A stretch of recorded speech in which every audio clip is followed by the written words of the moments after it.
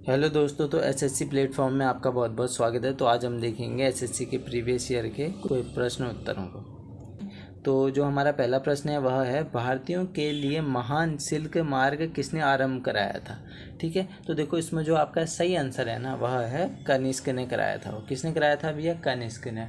अब कनिष्क आ गया है तो आपने याद में रखना है कनिष्क किस वंश का शासक है भैया? कुषाण वंश का शासक है। ठीक है ना, कुषाण वंश का शासक है। और कुषाण वंश के आप संस्थापक भी याद रख लेना भैया। कुषाण वंश के संस्थापक कौन है? वो हैं कुजुल कुजुल कडफिसस। ठीक है, कडफिसस नाम है। कुजुल कडफिसस नाम था उनका। ठीक है, चलो अब देखो और ध्यान में रख लेना कि कनिष्क जो है ना वो भैया कुषाण वंश के सबसे सबसे प्रतापी शासक हैं। ठीक है, प्रतापी शासक हैं। और यहीं पे मैं बात करूं कनिष्क के राजवैद की तो वो कौन है भैया? वो हैं चरक जी। कौन है? चरक जी। इतना भी आपने याद में रखना है। ठीक है ना। अब बात आ गई है भैया किसकी? कनिष्क जी की। तो आपके माइंड में तुरंत आना चाहिए भैया चौथी बौद्ध संगीति। कौन सी? चौथी बौद्ध संगीति। क्योंकि जो चौथी बौद्ध संगीति हुई थी वो कनिष्क के ही समय में हुई थी। ठीक है ना। और कहाँ हुई थी भैया कनिष्क के समय में? वो हुई थी कश्मीर में। कश्मीर के कुंडल वन में हुई थी आपकी चौथी बौद्ध संगीति। ठीक है, इतना भी आपने याद में रखना है।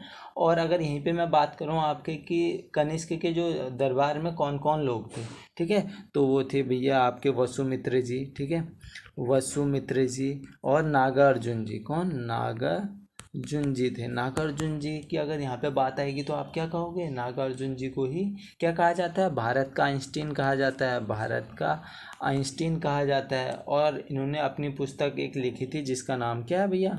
माध्यमिक सूत्र है। क्या है? माध्यमिक सूत्र है। और इसी पुस्तक में क्या है भैया आपका? सापेक्षता का सिद्धांत है। ठीक है, चलो इतना भी आपने याद में रखना। और अश्वघोष जी भी थे। अश्वघोष जी थे। ठीक है ना। और आपके पार्श्ववर्ती जी थे। कई लोग थे आपके कनिष्क के दरबार में। ठीक है, चलो आशा करता हूँ आपको चीज़ें समझ में आ रही होंगी। अब बढ़ते हैं हमारे अगले प्रश्न की ओर। तो हमारा अगला प्रश्न है, यादव सम्राटों की राजधानी कहाँ थी? तो देखो भैया बात आ रही है यादव सम्राटों की राजधानी की, तो वो थी भैया आपकी देवगिरी में। ठीक है, देवगिरी में इसकी राजधानी थी। और वहीं पे मैं बात करूँ यादव वंश के संस्थापक कौन थे, तो आप कह देना कौन थे भैया? भिल्लम जी थे। कौन थे? भिल्लम पंचम जी थे। ठीक है, चलो इतना भी आपने ध्यान में रखना है। और अब देखो हर जो भी वंश आता है उसमें कोई ना कोई शक्तिशाली शासक होता ही है। तो देखो भैया जो आपका यादव वंश था इसके जो सबसे शक्तिशाली शासक कह सकते हो आप वो थे सिंहण जी। कौन थे? सिंहण जी। चलो अब बढ़ें फिर आगे की ओर। फिर जो हमारा अगला प्रश्न है यानी जो तीसरा प्रश्न है वह है, चोला राजाओं ने किस धर्म को संरक्षण प्रदान किया था? तो जैसा कि आप सभी को पता है जो चोला राजा लोग थे वो किसके अनुयायी थे भैया? वो शैव मत के अनुयायी थे। किसके थे? शैव मत के अनुयायी थे। तो ऑप्शन नंबर दूसरा वैसे ही हमारा सही हो जाएगा। ठीक है, फिर देखो जो हमारा चौथा प्रश्न है वह है, सन 1857 में निम्न में से किसने सबसे पहले अपना बलिदान दिया? ठीक है, किसने सबसे पहले अपना बलिदान दिया? जैसा कि आप सभी को पता है वो दिया था मंगल पांडे जी ने। ठीक है ना। अब देखो ये बात है आपकी 29 मार्च 1857 की। ठीक है, कब की? 29 मार्च 1857 की। बैरकपुर छावनी होती है एक। ठीक है, बैरकपुर बैरकपुर छावनी होती है 34वीं रेजिमेंट। ठीक है, 34वीं रेजिमेंट होती है। उसी के सैनिक होते हैं मंगल पांडे जी। और मंगल पांडे जी क्या करते हैं? उनके एक सार्जेंट होते हैं। ठीक है, सार्जेंट का नाम होता है हारसन। ठीक है, हारसन नाम होता है। तो उसको गोली मार देते हैं और फिर पकड़े जाते हैं 8 अप्रैल को। ठीक है, 8 अप्रैल को पकड़े जाते हैं और 8 अप्रैल 1957 को उनको फांसी दे दी जाती है। 1857 को उन्हें फांसी दे दी जाती है। ठीक है, और अगर मैं बात करूं यहीं पे कि मंगल पांडे जी रहने वाले कहाँ के थे, तो वो थे बलिया उत्तर प्रदेश के। ठीक है, बलिया उत्तर प्रदेश के थे। चलो इतना भी आपने याद में रखना है। अब जो हमारा पांचवा प्रश्न है वह है, सांप्रदायिक निर्वाचन क्षेत्रों की पद्धति की शुरुआत भारत में किसके द्वारा हुई? तो देखो भैया, जो सांप्रदायिक निर्वाचन क्षेत्रों की पद्धति की शुरुआत थी ना, वो मॉर्ले मिंटो सुधार से हुई थी। ठीक है ना, मार्ले मिंटो सुधार से हुई थी। कब आया था ये? 1909 में आया था। अब क्या था इसमें, तो जो आपके हिंदू थे ना, हिंदू एवं मुसलमानों को अलग अलग निर्वाचन क्षेत्रों की व्यवस्था कर दी थी इस मार्ले मिंटो सुधार ने। ठीक है, अब क्यों की थी, आपके माइंड में भी आएगा सर क्यों की थी। तो देखो भैया, जो मार्ले मिंटो सुधार था ना, उसका मूल उद्देश्य क्या था? जो भी एक राष्ट्रवादी खेमा बन चुका था उस समय, तो वो बस फूट डालना चाहते थे। उनका मूल उद्देश्य था इस मार्ले मिंटो सुधार को लाने का कि भैया फूट डाल दो।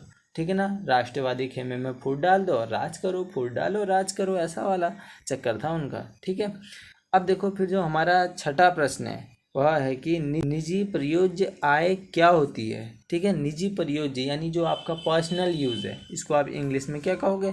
Personal use. ठीक है, तो देखो पढ़ो फिर। तो देखो इसमें जो आपका सही आंसर होगा वो होगा निजी आय से परिवार द्वारा चुकाए गए प्रत्यक्ष कर घटाने के बाद प्राप्त आय।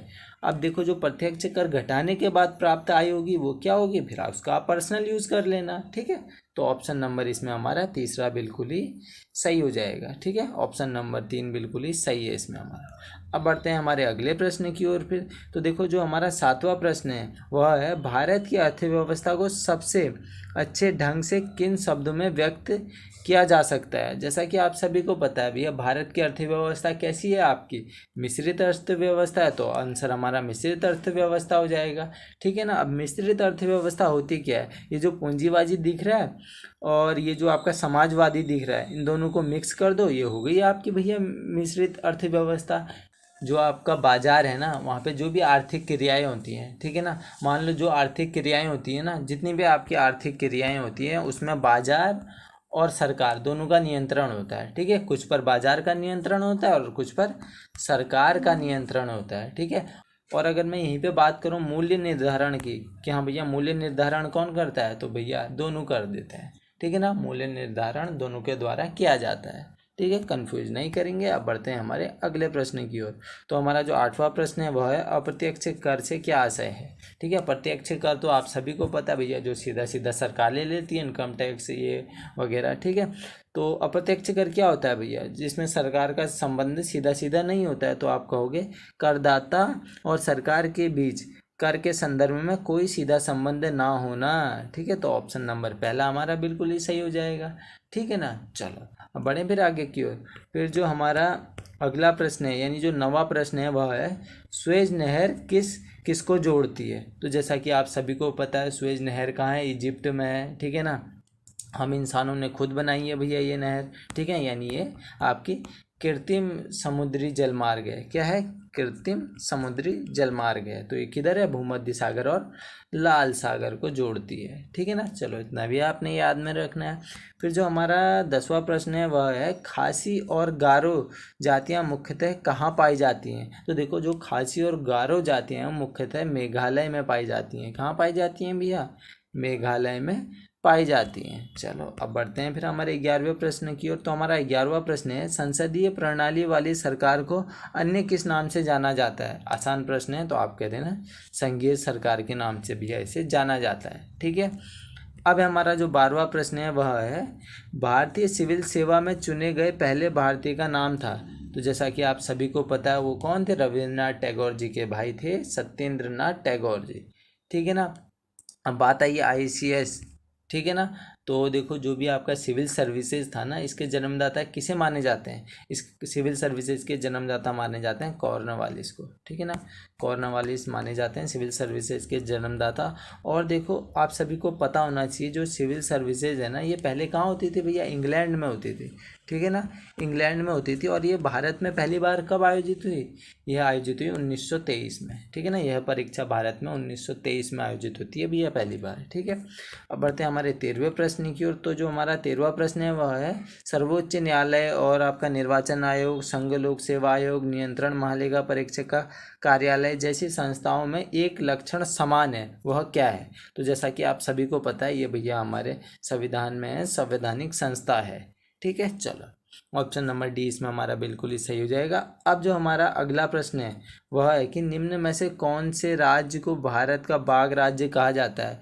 जैसा कि आप सभी ने पढ़ा होगा, 2019 की भी वन रिपोर्ट आई थी, अभी भी रिसेंटली आई थी, ठीक है ना। तो इसमें क्या, वन रिपोर्ट हर 2 साल बाद आती है ना आपकी, तो इसमें क्या लिखा था कि भैया मध्य प्रदेश में है सबसे ज़्यादा, ठीक है ना, और पहले से ही है वो सबसे ज़्यादा, ठीक है। चलो इतना भी आपने ध्यान में रखना है, मध्य प्रदेश में सबसे ज़्यादा बाघ हमारे पाए जाते हैं।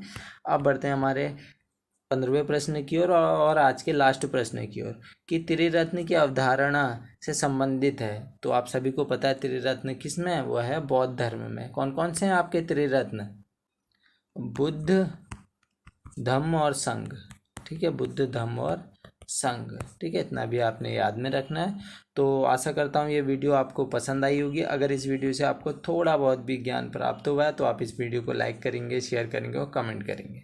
इसी आशा के साथ हम करते हैं वीडियो को यहीं पर समाप्त। चलिए, धन्यवाद।